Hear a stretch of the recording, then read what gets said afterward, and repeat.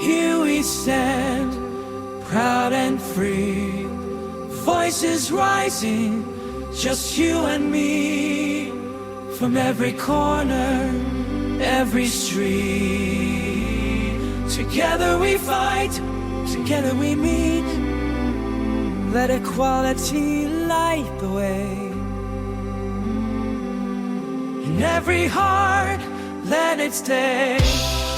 Richie and John, we stand as one.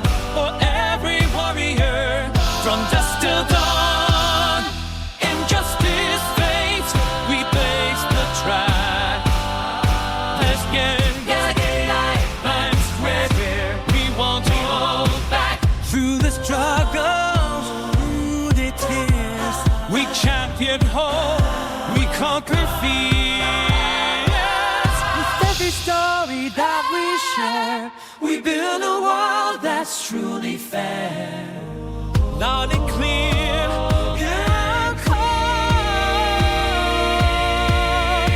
together we rise.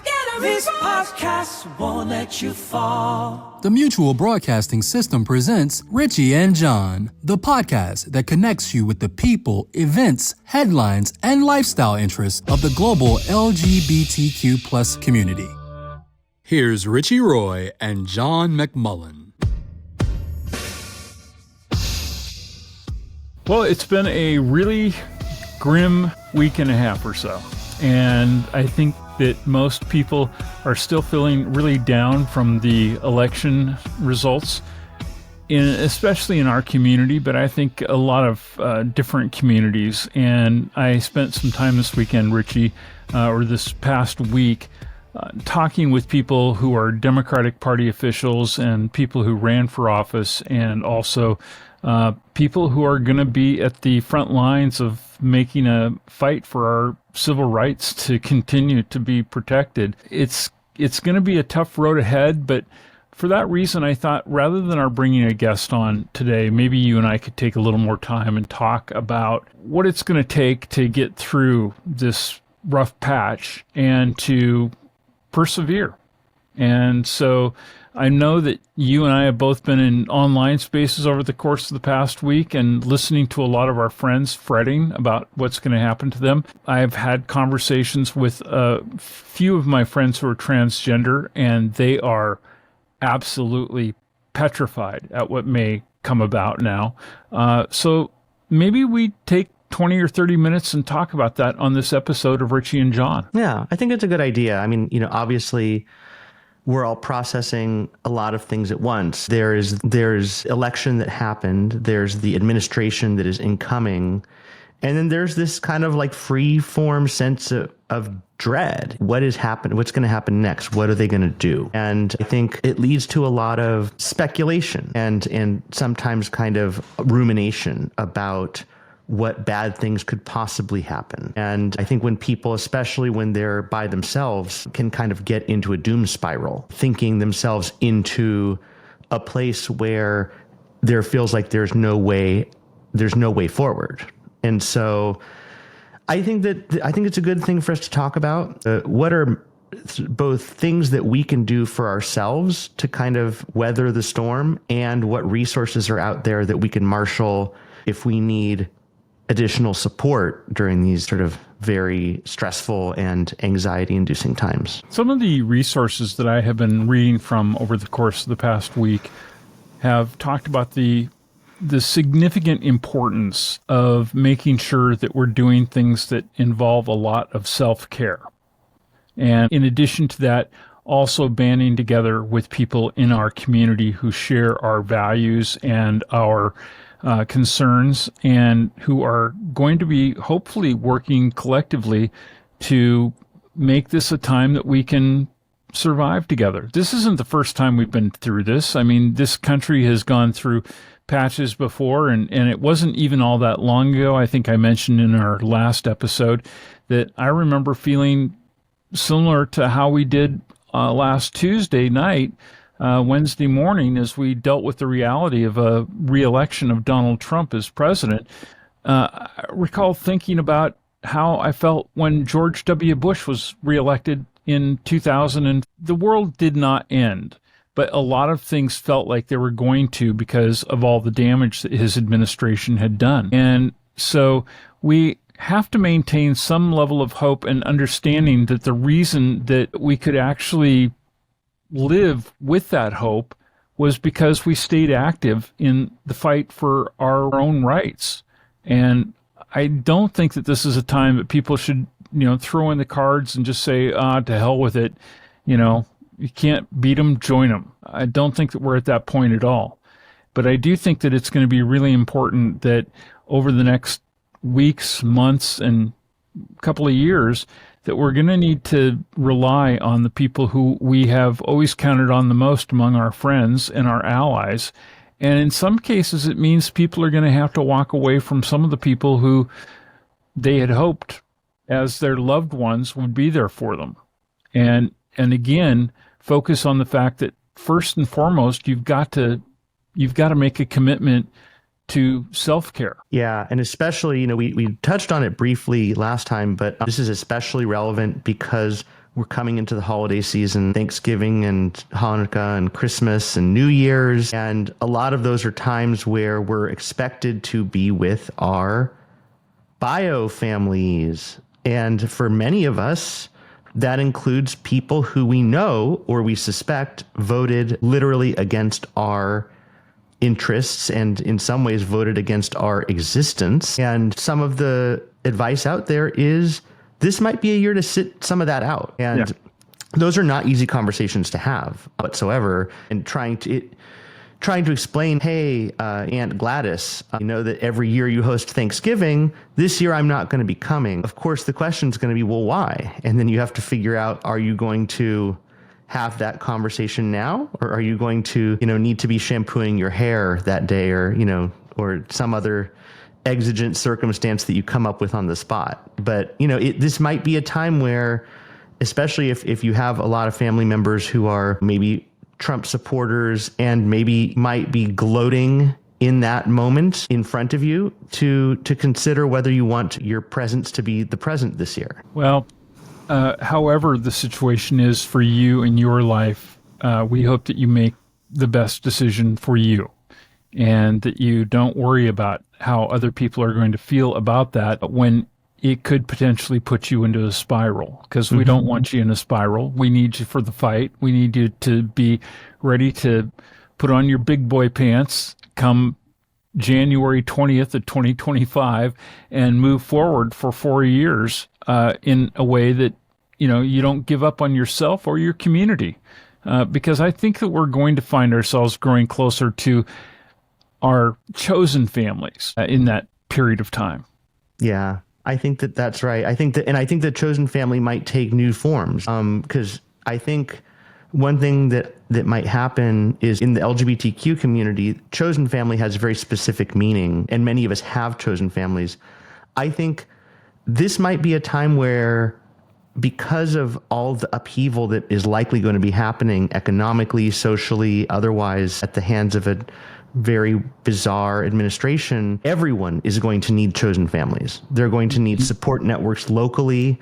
They're going to need resources locally. They're going to need to reach out to people across the country and even the world and build networks of like-minded folks and people who can be there for you. I was talking with someone, and if you think about some of the economic policies that the Trump administration is just kind of floating around, whether it's immigration or tariffs or whatever, there's a likelihood in the next couple of years that if you've got a sofa, someone might be staying on it for a while. And hopefully it's not a hillbilly elegy person who might be humping it. Right. But yeah, I think chosen family more than ever is going to be something that we need. And it also is a place, I think, when we've had discussions in the Twitter spaces and stuff, it can be good to check some of your internal kind of spiraling and kind of have some mutual kind of catharsis, because we're all feeling really overwhelmed. But when you kind of air it out with people who share your feelings and your values, at the end of the day, it takes a while to get there, but there's kind of this deep breath, this exhausted breath when you've kind of all talked it out. And it can be really helpful to do that. So, and I think, too, for people who maybe are feeling disconnected from having chosen family of people who are going to be really supportive around them in these next 4 years, that one of the recommendations I think both Richie and I would make to you, because it has actually been a huge source of comfort and of support for both of us, is that we found each other and a number of friends, people who shared our common interests and our common values, through going online and through being in a community of people initially in Twitter Spaces. I have been one of the millions who have now abandoned the Twitter platform, and I know that others are doing it at lightning speed right now and going to places that are committed to creating really a safe environment online for people to communicate with one another and to share and to just to help each other get through these headaches. And that is with Blue Sky. And there are other places you can go as well and still have access to some of those same kinds of resources like Discord. We want to encourage you to find places where you can socialize and, hang out with people who you feel safe and the ability to talk these things through with and not be ridiculed or worse, as can happen sometimes when people go and try and do that with their biological families, I think. One of the things I wanted to share with you today, and I've written some things down, basically paraphrasing information that is available right now on the American Civil Liberties Union website. But they are going to be one of the many organizations in the country that are going to be fighting hard for all of us over these next few years. And here's what they had to say really about where we stand right now. In a second term, Trump aims to revoke federal protections currently preventing discrimination based on sexual orientation and gender identity. And his administration would assert that federal civil rights laws don't cover anti-LGBTQ discrimination, actively promoting such discrimination where possible. Alarmingly, Trump's team could use federal laws to override state protections for transgender students, forcing governments and organizations to discriminate, and a second Trump term could eliminate many safeguards against discrimination in jobs, housing, education, and healthcare. Transgender individuals might face bans from military service and lose gender-affirming healthcare under federal programs. Such actions threaten to erase transgender visibility from public life. Historically, Mr. Trump opposed efforts like the Equality Act, which sought to expand civil rights for LGBTQ people. He blocked job protections and removed health care discrimination defenses introduced by the Affordable Care Act. His judicial appointments have further complicated efforts to fight these policies legally. And in response, the ACLU plans to use courts to affirm LGBTQ protections and push back against federally mandated discrimination. They'll lobby Congress to constrain anti-LGBTQ actions through fiscal controls. The ACLU also has strategies for states to defend LGBTQ rights, including advocacy for protective student policies and support for non-discriminatory state practices. Public mobilization is key to resisting draconian measures, and Mike Zamore from the ACLU vows strong opposition to any efforts that hinder LGBTQ freedom, insisting that everyone deserves to live and love openly without discrimination. Again, when you're thinking about the people that you need to network with and support, this is not a political candidate, but it is an organization that is going to be fighting tooth and nail for our rights. And I would highly recommend, and the same goes, by the way, for the New York Civil Liberties Union, which has also put out messaging about how to deal with this upcoming period of what we expect to be a massive amount of trans and homophobia. I highly recommend and encourage those of us who are, whether you can afford to send $1 a month or to send $100 a month, budget some money to send, if you can, to people who are going to be on the front lines fighting this fight for us for the next 4 years. That's one way that you can feel really good about knowing that you're involved in that process to defend us all. Yeah, it's one of the few, real mechanisms at the moment, because when we have, a Republican president, House, and Senate, and what seems to be largely kind of a supine Republican Party that's in lockstep with whatever Trump wants, at least for now, that they're going to be able to push through a lot of things. And then where we really, one of the few lines of defense is through the judicial system and through places like ACLU and NYCLU bringing lawsuits and saying, hey, this is outside of your authority, this is illegal, this is contrary to law, and running, sort of trying to uphold our protections through the courts. And so I agree. I think that paying attention to what the ACLU is doing is going to be important. And to the extent, they're going to have their hands, especially I think in that first period where it seems like through sort of all the news stories, they're going to try to just flood the zone with a bunch of garbage all at once and really just try to radically push through as much as they can, as quick as they can. And it's going to be the ACLU are the ones that are staying up late writing legal briefs and filing temporary restraining order petitions to try to stop this stuff.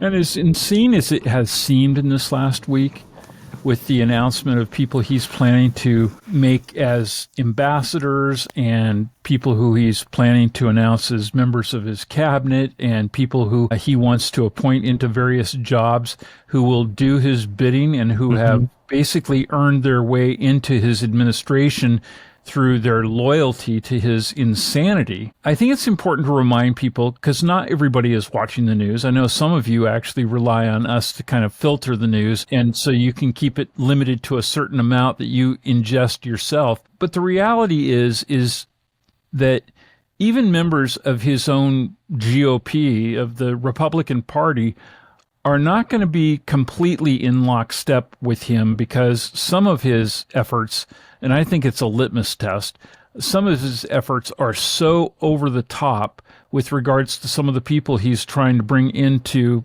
the administration that he's not going to succeed.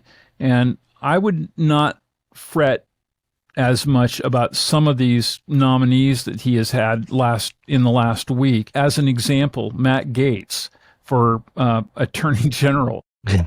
Beyond the fact that that is one of the most absurd nominations that has ever been made, the fact that most of Mr. Gaetz's colleagues on Capitol Hill in his own caucus cannot stand him because of his reprehensible behavior and his morals that are completely non-existent, and his being happy to show people the underage women that he has been with. I think we can rely on, to some degree, on some people who are, should I say, old school Republicans to stand in the way of that. And I think that this is part of the litmus test that Trump is doing, because in the last couple of weeks, he's made it clear to the United States Senate that what he is hoping is that they will stand aside and let him do recess appointments, and meaning that they don't have to be on the hook for the appointment of certain people into membership in his cabinet and so on.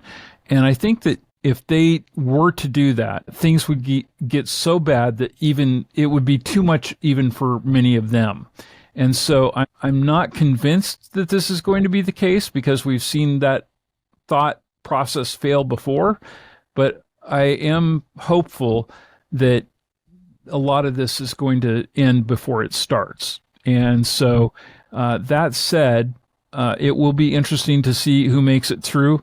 I also think it's highly unlikely that Tulsi Gabbard is going to be in her position in terms of national intelligence, considering the fact that she has become very friendly with the Kremlin. And that is well known to many people who are on both the Republican and the Democratic side of the aisles. I asked a question, and I think you know this, Richie. I've told you the story before. I asked a question to my friend Rachel Maddow 4 years ago almost 8 years ago, when Trump was he was just a few days from being inaugurated. And I asked her, I said, you don't really think he's going to be that bad, do you? He'll surround himself with people and they'll keep the wheels on the bus. And she looked at me and she said, are you fucking kidding? This guy can end the world in 4 minutes. And my hope is that just because his time is coming short, that he's not that crazy to do this. End it for all of us. But who knows? But I would like to think that there's enough people on Capitol Hill who are not ready to perish yet. And he is absolutely, if he were to remain unleashed, he is absolutely marching us towards an Armageddon situation. Yeah, I think in every possible respect, the ideas that are the engine of what they want to do are uniformly bad, anathema to American values and interests. It's like you said, a litmus test. It's almost like this cosmic dare. Like, how bad will you let me be? How much misery will you let me inflict on the American people because I said I want to? It does feel like that. Yeah, for sure. Hey, I'm sorry, go ahead. The one thing I was going to say, kind of on the point about all these appointments and that news, is another self-care thing that's important, I think, for everyone to gauge for themselves is their media diet. I think how much news you take in, where you get it from, and how often you go back to check it. I think that it's really important to keep generally eyes need to be kept on this administration. People need to be aware of what's going on. That said, not everyone, there's a lot that's going to happen that's out of our individual control on a daily basis. And hopefully there are people, like you mentioned, Republicans in Congress who will stand up, but there's being engaged and then there's getting overwhelmed. And I think hitting the refresh button on CNN, I think hitting the refresh button on Twitter or on Facebook or you name it, is not going to suit everyone well, because this is a marathon. This is going to be a long slog. And so figuring out where you're going to get your news from, and then maybe check it once every day. Pick a time of day that not first thing, so that you don't want to start your day off doom and gloom, and maybe not last thing because you don't want to go to bed and have bad dreams. But maybe at lunch, maybe at lunch is when you check the news and then you put it away for the rest of the day. I think everyone needs to sort of figure out how they're going to navigate that to avoid, because CNN, Washington Post, New York Times, Fox News, you name it, their goal has always been and will continue to be to keep eyes glued to their platforms. And they do that through shock and constant sort of barrage of things, many of which are not actionable. And some of them are just not even ultimately turn out to not be true. They turn out to be whispers and rumors and guesses and opinions. I want to use this opportunity actually to let folks know that our parent organization, Mutual Broadcasting System, is going to be launching in December a new channel. There's a website up for it and social media sites that are up for it on Blue Sky and Facebook and Instagram already. And it doesn't have a lot there, but it will start to fill in very soon. And that is at Mutual Resistance. And we will be creating a left-focused, progressive-focused, honesty-focused, no bullshit-focused service for bringing you information that you'll need to know and encouragement to do things, to be active in this movement, but not to want to run for the counter and grab a paring knife and cut your wrist.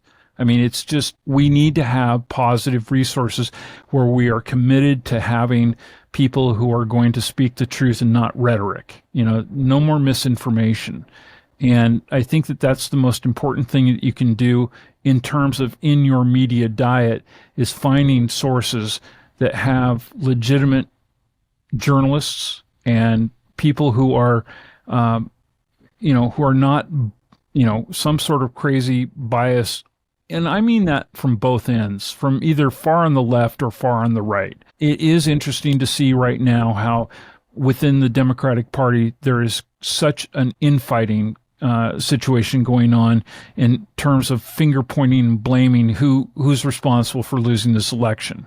Look, collectively, we're all responsible for letting this happen. And in some ways, it comes down to that we didn't work hard enough to, I think, get across what really has happened, what is going on in people's lives, how they've been really affected, and being honest, too, about how things weren't as bad as we thought that they were in the last 4 years. Yeah, I don't like paying $3.50 or $4.50 a gallon for gasoline. Who does? But I also think about the realities in the state that I live in of the things that some of those differences that are at the pump make in terms of the quality of life that I have for living in California. One of the things I'm glad about living in the state of California, and I would feel also positive about living in places like you do, Richie, in the state of New York, where you have reasonably minded people taking care of, your state government. We are at a place where we really need to look at how we can benefit from what's going on right here in our own neighborhoods and right here at home. And in California, the one thing that I, as somebody who would be dead tomorrow because of pre-existing conditions, if we didn't have the Affordable Care Act and all the associated stuff that goes along with that, I'm grateful, and I will not leave California because of the fact that if all hell breaks loose tomorrow, I have a safety net in the state. And I also have a governor here who will be running for president in 2028, who is absolutely committed to making sure that whatever needs to be done to protect those services and resources for California citizens will continue. And in states where there are, governors and legislatures who are focused on doing those things for the people who they serve, God bless them. And not everything is perfect in California. It's not. And yeah, I don't like paying $4 for a gallon of gas if I have to go to the gas station. Fortunately, I don't have to do that anymore. I plug in. But I understand the pain that most people feel at the pump. But what I also am smart enough to know that whoever's president of the United States has nothing to do with the price of eggs. Not a damn thing. And what I do know, though, is that the president of the United States can limit or expand the protections that I, as a consumer of those eggs, should and could expect in terms of the safety of them and how they're raised and so on and so forth. They're not exposed to disease and other things like that that could, pass down and eventually be consumed by the consumer. And that's something that this administration that's coming in, those aren't important cares to them. I know that we have administration that's coming in that was responsible for more than 1 million United States citizens dying in a pandemic. Now he is going to bring an anti-vaxxer in to head the Health and Human Services Department. Things like that, those kinds of things, they directly affect me. And so that's why it's really important, whether you have a Democrat or a Republican for a member of Congress, you need to let them know where you stand and that you expect them to make sure that the people who are in these jobs to oversee these things are doing what you want them to do. Having an anti-vaxxer in the Health and Human Services Department, dumb. But at the same time, it could be a lifesaver because in the end run, I think that when people really realize just how damaging things will be in the next 4 years, or how damaged we will be in the next 4 years, people are not going to go for this when they see that it's happened not once but twice. And I think that there's that classic thing about you tell like a little kid not to put their hand on the hot stove, and then the only way they learn the lesson is putting their hand on the hot stove and burning their hand.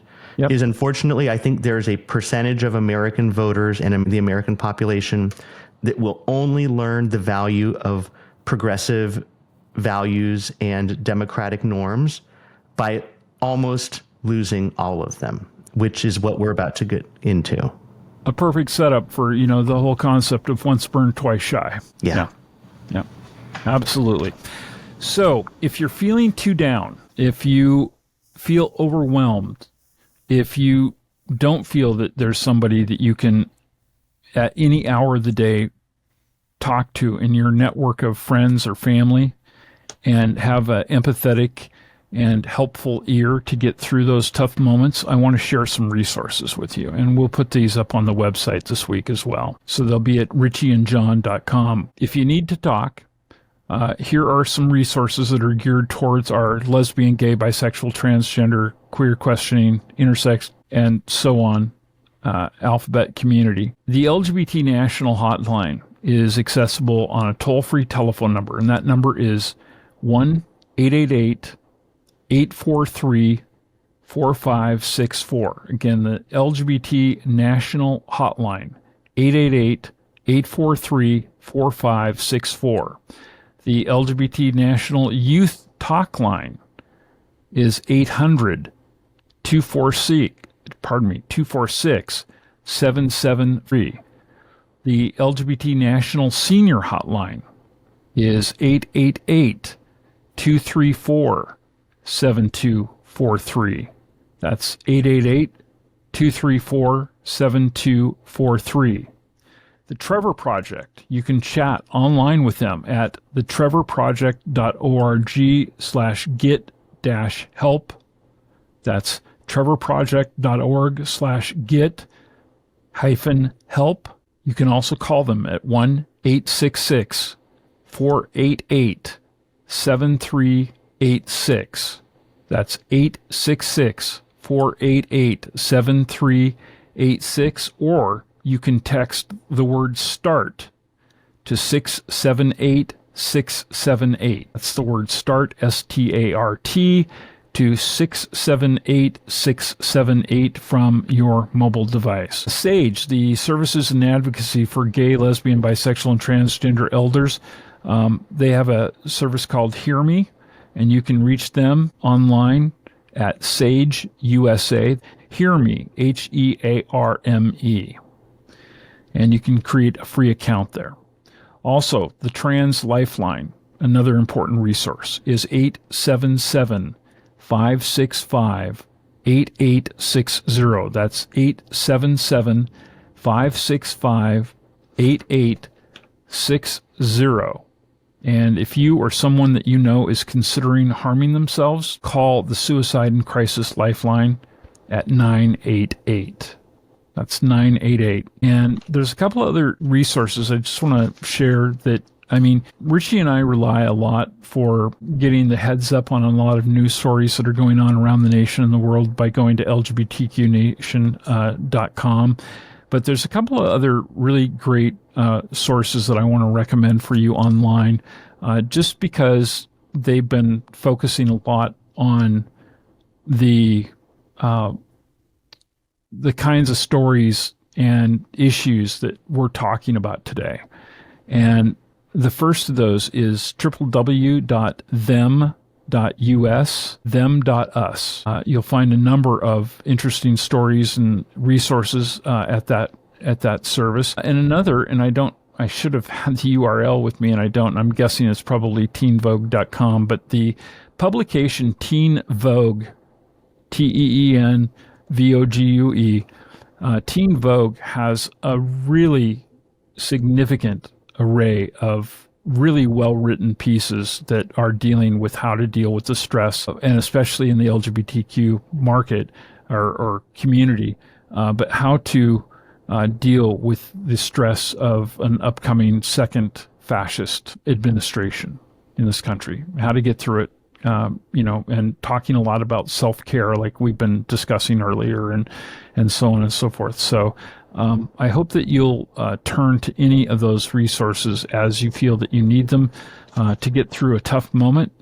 I also want to ask Richie to share with you our telephone number, which is not a toll-free line, but most people know there's not really much of a thing as toll anymore with us all being on wireless for the most part. Richie, why don't you give folks our phone number where you can call and share your thoughts and ask questions. And also, if we get messages that are of an emergency nature, you can count on the fact that we will be sure to refer resources to you.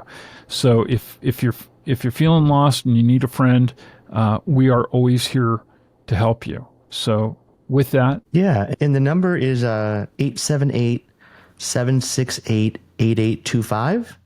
That is 878-768-8825. We'd love to hear from you. How are you feeling about the state of things currently? How are you coping? What is your media diet? Like some of the stuff we've talked about in the past couple episodes, just where is your head at right now? We would love to hear from you. Just give us the rundown. And of course, if you have any thoughts about subjects that we should be covering, topics that are of import, that you think need to be surfaced on our show, you can leave those as well. But we really encourage you to interact with the show, especially, as we talked about earlier, we need a community, and we want to build a community around the show.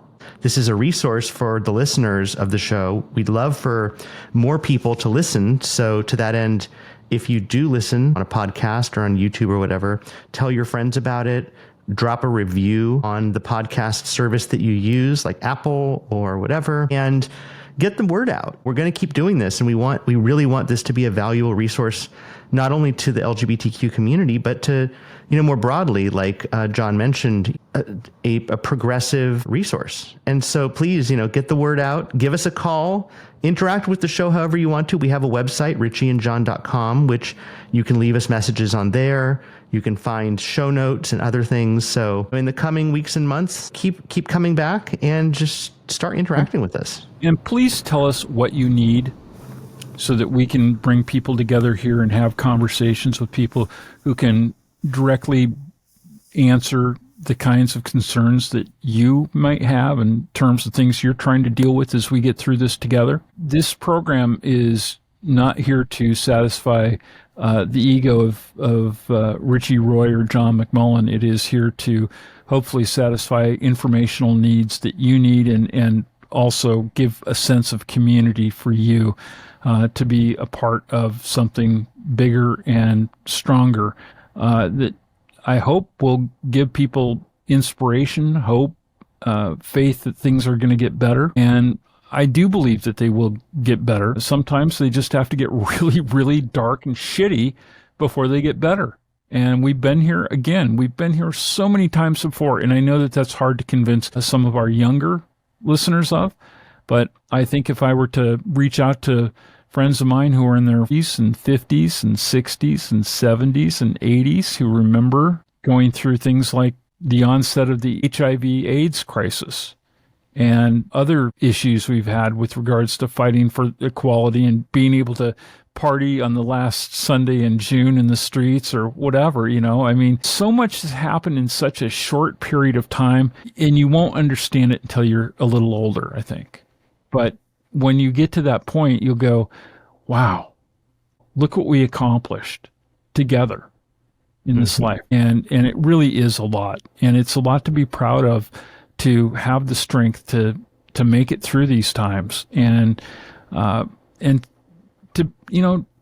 to really be a part of your own survival. I think it's a very rewarding experience personally, even though it's been tough at times, and it gives me hope. And the other thing it really gives me hope is that we have so many young, brilliant people today who are coming up in this community who maybe haven't known some of those threats the way that we have, who feel like they have superpowers. And so you do put them to use.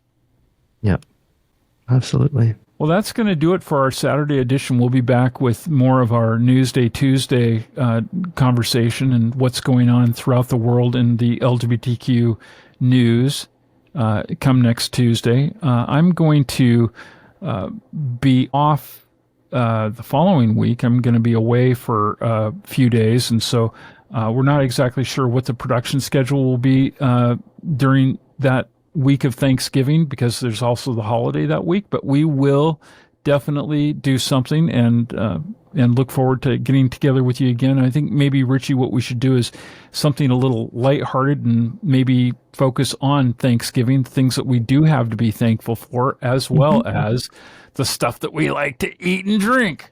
Yep. I think that's a great idea. Absolutely. Okay, great. Well, you have a great weekend, and I will see you early this coming week. All right. Talk to you later. And take care.